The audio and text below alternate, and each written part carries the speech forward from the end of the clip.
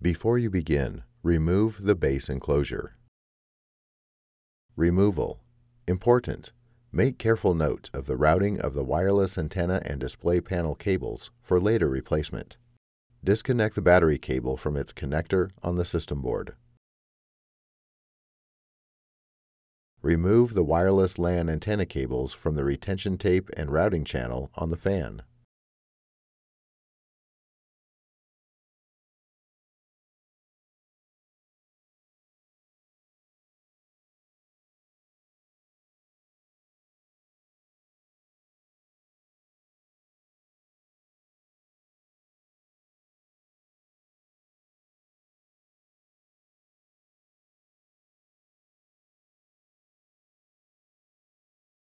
Disconnect the fan cable from its connector on the system board.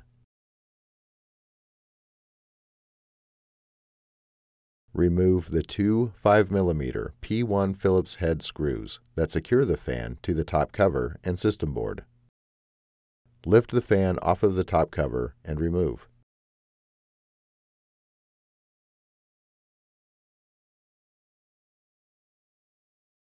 The remaining fan is removed in the same manner.